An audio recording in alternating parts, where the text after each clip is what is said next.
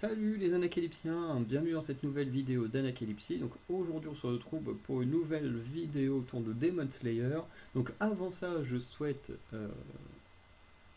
voilà, savoir si vous avez passé un bon réveillon de Noël. Voilà, n'hésitez pas à me dire si vous avez eu des petits cadeaux, des petites choses en rapport au manga, pas spécialement autour de Demon Slayer, hein, mais voilà, si vous avez eu des petits cadeaux autour de- du monde du manga, bah, n'hésitez pas à me le dire. Enfin, me le dire si vous en avez envie, bien sûr, hein, vous n'êtes pas obligé. Et sinon, bah voilà, on va parler de ce chapitre qui s'appelle L'âme brisée, en espérant que vous avez passé un très bon réveillon de Noël.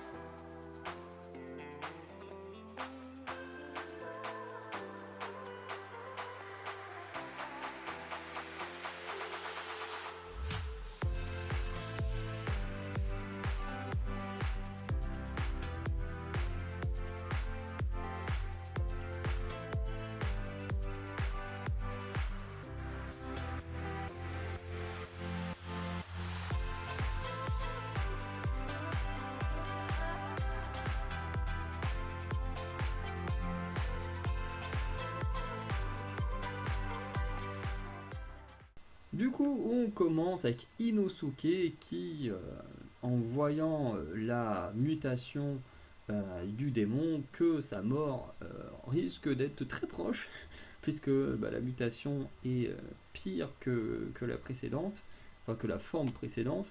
Euh, mais Inosuke, faisant partie de l'équipe des héros, décide quand même de ne pas abandonner le combat. Il va tenter de le combattre comme il peut. Et après avoir esquivé une attaque du démon, il va utiliser une de ses techniques et il va se passer ce qu'on voit. En voulant trancher la nuque du démon, les sabres d'Inosuke vont se briser.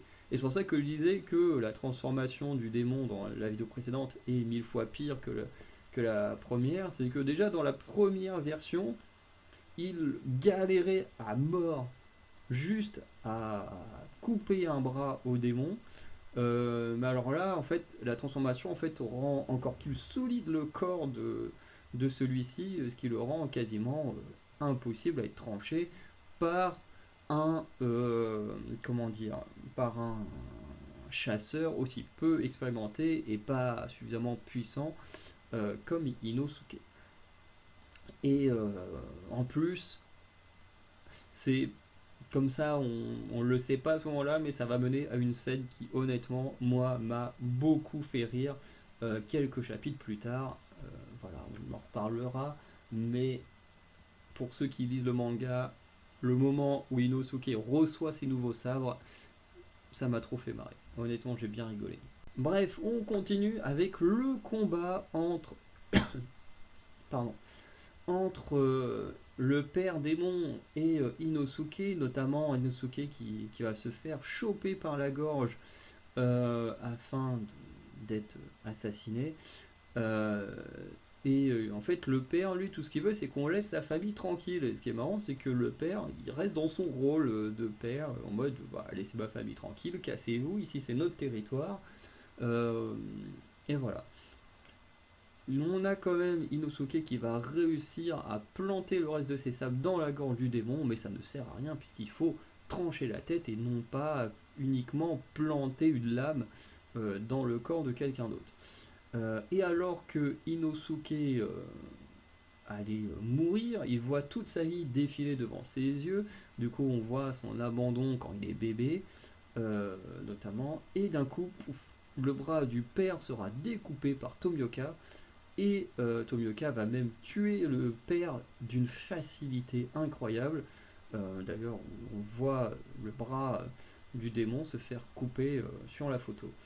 Et je trouve ça hyper intéressant parce que bien qu'on voit les héros, comment dire, se dépasser, enfin oui, plus ou moins se développer, s'améliorer au fur et à mesure des chapitres, eh ben, on voit qu'il y a toujours un fossé énorme entre les piliers et les héros. Puisque là, on voit avec Tomioka, c'est que pour lui, battre ce démon-là, c'est une facilité d'un claquement de doigts, il te fait ça. Alors que pour Tenjiro et Inosuke qui étaient à deux, bah, ils ont totalement galéré contre la toute première forme du démon. Donc j'aime bien ce côté voilà, où on nous garde quand même une certaine différence de niveau entre les héros et les piliers, mais on voit à quel stade peuvent arriver les héros et même lequel ils pourront peut-être dépasser un jour. Ensuite, Tenjiro, lui, il est toujours avec Rui. Rui qui finalement va affronter Tenjiro tout seul. Alors qu'on aurait pu s'attendre à un 2 contre 1, finalement on se retrouve juste avec un 1 contre 1. Rui va menacer Tenjiro soit d'être torturé, soit d'être tué rapidement.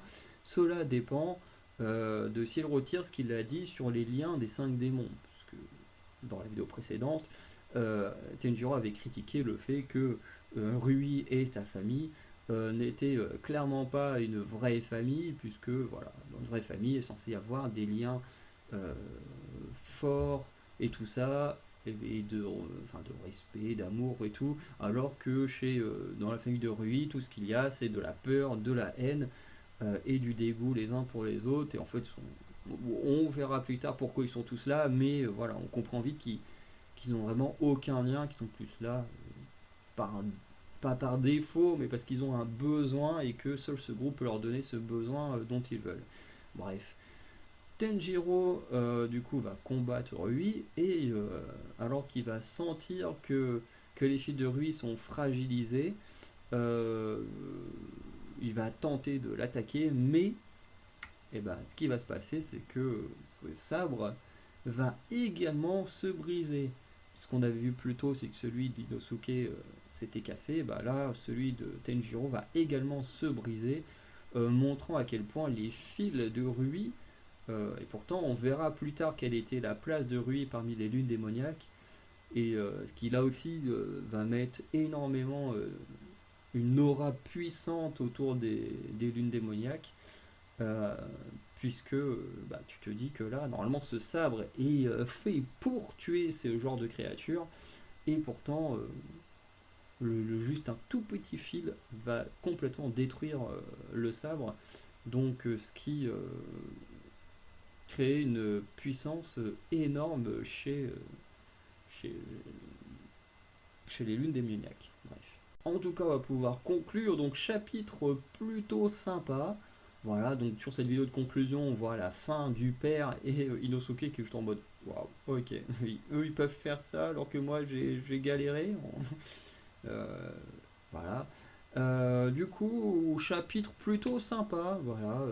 Le combat entre Inosuke et le père est plutôt sympa, bien que très expéditif. Le fait de montrer à quel point les piliers sont puissants avec Tomioka qui tue ce père d'une facilité, ça c'est vraiment très cool. Le combat entre Tenjiro et Rui qui débute, plutôt sympa. Les difficultés que rencontrent Inosuke et Tenjiro notamment, avec leurs sabres qui vont se briser, donc qui montrent qu'ils sont pas encore assez puissants, est plutôt intéressant également. Bref, il se passe plein de petites choses très intéressantes dans ce chapitre. C'est pas mon chapitre préféré de cet arc, mais il est vraiment sympa. Voilà. Du coup, on va arrêter la vidéo là. Pour ceux qui sont encore présents, je vais vous souhaiter une joyeuse soirée de Nouvel An en avance. Voilà, puisque c'est que dans 3 4 jours, dans 3 jours le Nouvel An. Mais je vous le souhaite quand même en avance. Passez un très bon réveillon avec vos amis ou votre famille. Et on se dit à la nouvelle année pour euh, une nouvelle vidéo autour de Demon Slayer. Allez, ciao les Acalypsiens.